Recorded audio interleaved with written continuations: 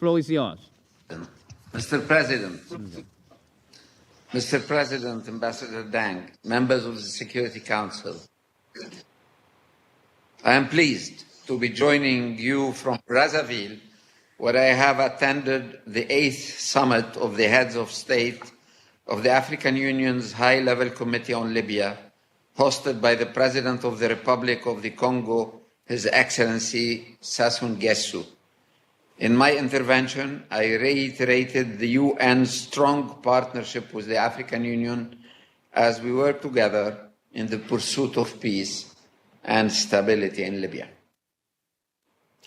The Secretary General briefed you on the 21st of January on the outcomes of the Berlin Conference and, most importantly, on the collective efforts that remain ahead of us to resolve peacefully the Libyan conflict. I will briefly update you on what has occurred since the Secretary General briefing. When we started preparatory consultations for Berlin in September 2019, at the peak of the war, we were under no illusions about the challenges of the task that lay ahead.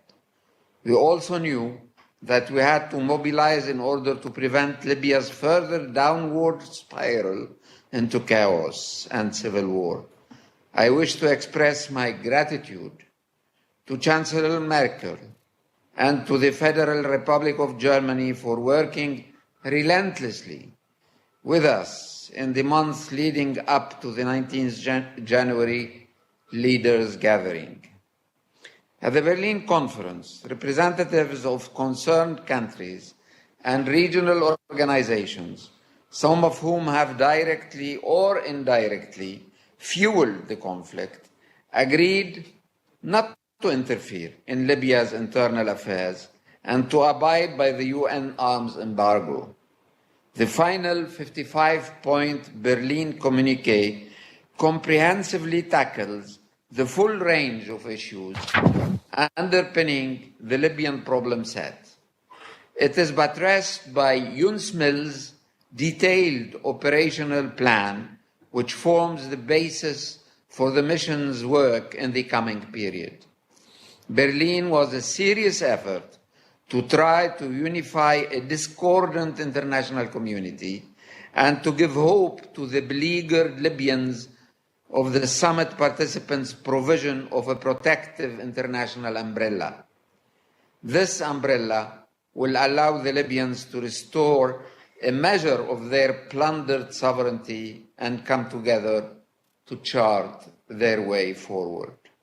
The summit occurred against the backdrop of the truce called for by Presidents Putin and Erdogan on the 8th of January and accepted by both parties to the conflict. Following the 12th January commencement of the truce, there was an initial reduction in the violence that provided the residents of Greater Tripoli a much-needed respite from the suffering of war. But with recent developments on the ground, I regret to report that the truce holds only in name. The artillery exchanges have significantly increased in Tripoli in recent days, with an associated increase in civilian casualties due to the use of indiscriminate shelling. Since the 6th of January, we have verified at least 21 civilian casualties, 18 deaths and 3 injured, from conflict-related incidents in and around Tripoli. In the last 2 days alone, 4 children, all under the age of 12, have perished as a result of shelling in the Al-Hadba area of Tripoli. 2 of the children died at the scene of the attack, while the other 2 died in intensive care. The last one died just yesterday afternoon. We are also witnessing severe fighting outside of Tripoli. On the 26th of January, the Libyan National Army launched an offensive against the Government of National Accord forces in the Abu Ghraib area, south of Misrata. prompting heavy clashes with tens of casualties on both sides. These clashes were accompanied by fixed-wing strikes conducted by the LNA and drone strikes by both sides. While I'm talking to you, this battle for Abu Ghraib is still going on. On the 8th of January, the LNA extended its unilaterally declared no-fly zone to include Mitiga Airport. On the 22nd of January, the LNA further extended the no-fly zone southwards towards Ghrian and Tarhuna and threatened to shoot down any military or civilian aircraft approaching Mitiga Airport. Since that time, Mitiga Airport has been shelled on 3 occasions, resulting in civilian casualties, damaging the civilian airport's infrastructure, and temporarily halting air traffic. On the 28th of January, that's 2 days ago, GNA forces reportedly downed an LNA drone in the vicinity of Misrata. Since the 12th of January, the mission has recorded over 110 reported violations of the truce. I'm also deeply worried by the military reinforcements coming to both sides, raising the specter of a broader conflict engulfing the wider region. The warring parties have continued to receive a sizable amount of advanced equipment, fighters, and advisors from foreign sponsors in brazen violation of the arms embargo, as well as of the pledges made by representatives of these countries in Berlin. The LNA has reinforced its forces along the front lines in Tripoli with arms, equipment, and infantry elements, including foreign fighters, mainly from. Meanwhile, there has been a notable increase in heavy cargo flights, several per day, the Benina Airport and Al-Khadim Air Base in eastern Libya, delivering military equipment to the LNA. Yesterday, 3 boats were in Tripoli and Misrata delivering new weapons. And yesterday also, 2 cargoes landed in Al-Khadim Air Base in the east. Of course, Tripoli is in the west. At the same time, foreign fighters, supporters to the GNA, were flown into Tripoli by the thousands and deployed in forward locations alongside Libyan forces. During this period, the GNA forces, supported by a foreign sponsor, established advanced air defense systems throughout the western regions. To put it bluntly, Hawk anti-aircraft. As recently as Tuesday, the presence of foreign naval assets, including warships, was witnessed off the coast of Tripoli in addition to cargo ships. All of these maneuvers to resupply the 2 parties threaten to precipitate a new and much more dangerous conflagration. They violate the spirit and the letter of the Berlin Conference. I urge the parties and their foreign sponsors to desist from reckless actions and instead renew their expressed commitment to work towards a ceasefire. Mr. President, as the Secretary General briefed you on the 21st of January, we received from both parties on the 19th of January in Berlin the full roster of names of their military representatives to attend the Joint Military Commission JMC talks in Geneva. These talks form the pillar of the military track, and they must be launched as soon as possible. I had hoped to be able to brief you today from Geneva, not from Brazzaville, with the talks having started on Tuesday. The GNA representatives are ready to engage, and I personally met with them in Tunis on Monday to lay out the framework of the expected talks. The the LNA delegation has of yet been unable to confirm its participation, although I am scheduled to meet General Haftar in Rajma in 2 days' time to push for the team to be dispatched without delay. It is imperative that the Joint Military Committee meet under UN auspices to transform the truce, or whatever is left of it, into a ceasefire and to discuss the modalities for a ceasefire monitoring mechanism, which I know is of great interest to this Council. The Commission will also seek to reach an agreement on long-term security arrangements, directly addressing grievances expressed by both sides. Your collective support to and engagement on this process is just vital. Consolidating the truce is critical for the success of our simultaneous and parallel efforts to start the Libyan political forum, enabling the parties to discuss transitional institutional arrangements. However, the selection process of Libyan delegates to this endeavor has not been completed yet.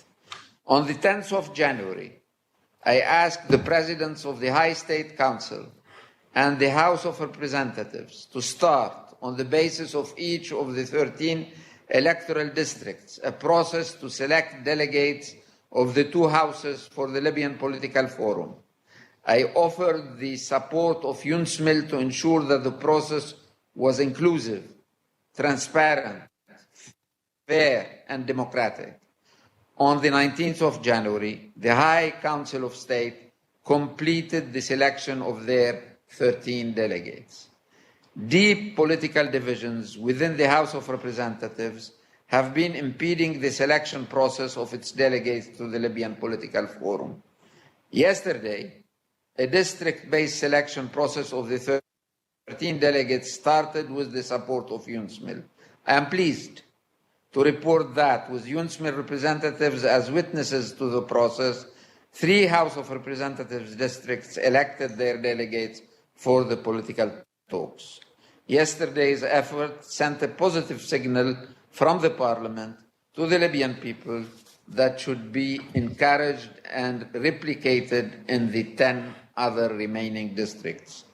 UNSMIL continues to be on standby to assist the rest of the districts to complete the process.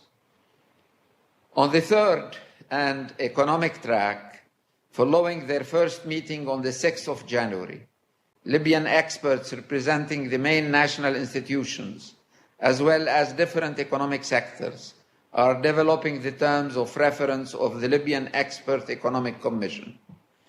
We have issued invitation to the second economic meeting to take place on the 9th of February in Cairo and have received an enthusiastic response from the participants. On the 7th of January, UNSMIL convened a second meeting of the second track dialogue between the two branches of the Central Bank of Libya to develop a roadmap for their eventual reunification. The completion of the international audit of the two branches of the Central Bank of Libya remains critical for transparency and creating the conditions for eventual unification. While we have made significant progress and hope to soon begin the audit, there have been no shortage of challenges, and we will continue to rely on the strong support from the Security Council to move forward with this process. The International Follow-up Committee to the Berlin Conference will get underway in the coming weeks with the formation of 4 working groups focused on the political, military, economic, and international humanitarian law human rights tracks. This mechanism will ensure that the hard work ahead of Berlin continues and that those who obstruct the process, whether inside or outside Libya, can be held to account. Mr. President, the economy in Libya is becoming increasingly unstable due to the conflict, institutional fragmentation, and the inability to enact a unified economic policy is exacerbating existing challenges and creating new ones. On the 18th of January, the National Oil Corporation declared force majeure on oil export from ports in eastern Libya following local protests against the ports. On the 20th of January, the National Oil Corporation extended the force majeure to all onshore ports following pressure exerted by LNA-aligned forces to shut down production in the Sharara, Hamada, and Al-Fil oil fields. Oil production will soon be reduced to 72,000 barrels per day, only coming from Libya's offshore sites. The blockade results in losses of approximately 55 million US dollars per day in national revenue. As of today, the cumulative lost revenue as a result of the blockade has reached over 622 million. When I say 72 million barrels per day, it is to be compared to what the situation was 2 weeks ago. That is a production of 1,300,000 barrels a day. Libya's national debt has now surpassed 100 billion dinars and is spiking upwards. Expenditures on salaries proliferate as competing authorities add to an already bloated payroll. Government subsidies, both hidden and overt, continue to increase as the quality of services diminishes. Cuts to customs tariffs and taxes are narrowing Libya's revenue base, making the country entirely reliant on oil exports, which are now stopped, and fees on foreign exchange. Commercial banks find it increasingly difficult to operate under the supervision of two competing central banks. A number of commercial banks, particularly in the country's east, are now either unable to honor transactions or will soon reach this point, while the mission continues to work to find halfway measures to keep the economy afloat. Fully addressing the situation requires a political solution that allows for more fundamental economic reform and institutional reform. Mr. President, the humanitarian situation remains deeply concerning. More than 150,000 people have been forced from their homes in the Tripoli area since the conflict began in April. As of the 22nd of January, nearly 120 schools in Ain Zara and Abu Slim in Tripoli remain closed after a number of schools reopened following the truce, depriving at least 70,000 children of their basic human right to an education. A total of 26 health facilities have been damaged to varying degrees due to the proximity of the clashes, including 12 health facilities that have been closed and another 4 remain at high risk of closure. At least 953 migrants, among them 136 women and 85 children, were returned to Libya in the first 2 weeks of 2020. Most were disembarked in Tripoli, and all were taken to detention centers where they are routinely subjected to serious human rights violations and abuses. These returned migrants are among the more than 1,000 who have left Libya by sea since the 1st of January, driven apart by heaviest clashes Tripoli has seen since hostilities began 9 months ago. The increase in departures is alarming, given the very limited search and rescue capacity in the Mediterranean. On the 27th of January, UNSMIL and HCR issued a joint report on the 2nd July airstrike on the Tajura detention center, calling for accountability for violations of international law and urgent action to prevent a repeat of similar incidents. I regret that the most recent news is that the HCR have stopped activities at the GDF center they had created because the safety is not ensured, as there is some training exercise very close to that GDF center. I am concerned about credible reports of serious human rights violations in Sirte, including enforced disappearances and arbitrary detention by armed groups since the LNA took the city on the 6th of January. There are reports of families forced to flee, some due to their affiliation with the GNA and others due to their association with elements of the former regime, that is Gaddafi regime. UNSMIL has received reliable reports of hundreds of prisoners from at least 4 towns and cities in western Libya, including Tripoli and Homs, being released contrary to Libyan law in order to fight on behalf of the GNA in exchange for promised freedom following the end of the conflict. We have also received reports of summary executions and revenge killings in Tripoli and in nearby Tarhuna, which is under the control of forces loyal to the LNA. The fate of many forcibly disappeared Libyans remains unknown. Over a half year was passed since Siham Sergawa, a member of the House of Representatives, was seized at night from her home in Benghazi. I reiterate that the authorities in eastern Libya are responsible for respecting international human rights law and are legally obliged to establish the fate and whereabouts of Madame Sergawa. I welcome the joint statement issued by several member states on the 17th of January and urge others with influence on the relevant authorities to demand her immediate release and the release of all victims of enforced disappearance and to hold to account those responsible. In contrast to the malaise that has beset some in Libya's political class, many other Libyans have not stood idly by in the face of the widespread use of hate speech and divisive rhetoric designed to tear apart the country. I applaud the civil society activists and tribal elders who have courageously raised their voices, especially in the past few days, in order to maintain social harmony among Libyans. I was heartened to see that a group of young activists in Benghazi issued a New Year's Day call for a cessation of hostilities and a return to political talks.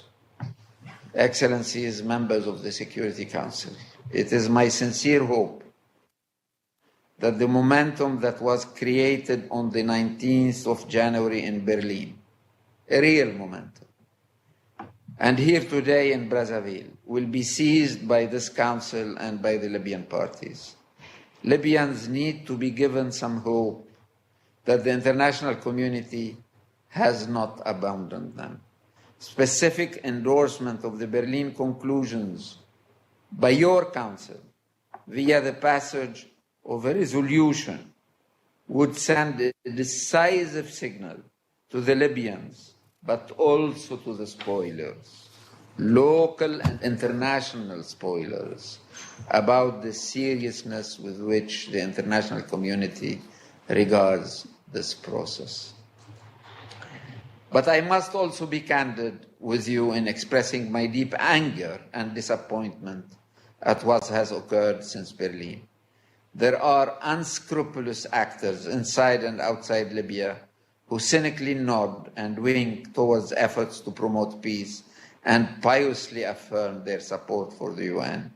Meanwhile, they continue to double down on a military solution, raising the frightening specter of a full-scale conflict and further misery for the Libyan people. More refugees, the creation of a security vacuum, and further interruptions to global energy supplies. All of this is done in blatant disregard of Libya's sovereignty, the fundamental rights of the Libyan people, and in flagrant violation of international consensus and the rules-based international order. I hope that in the coming days you can find your unity and your voice to halt Libya's senseless unraveling. Too much is at stake, credibility. Thank you.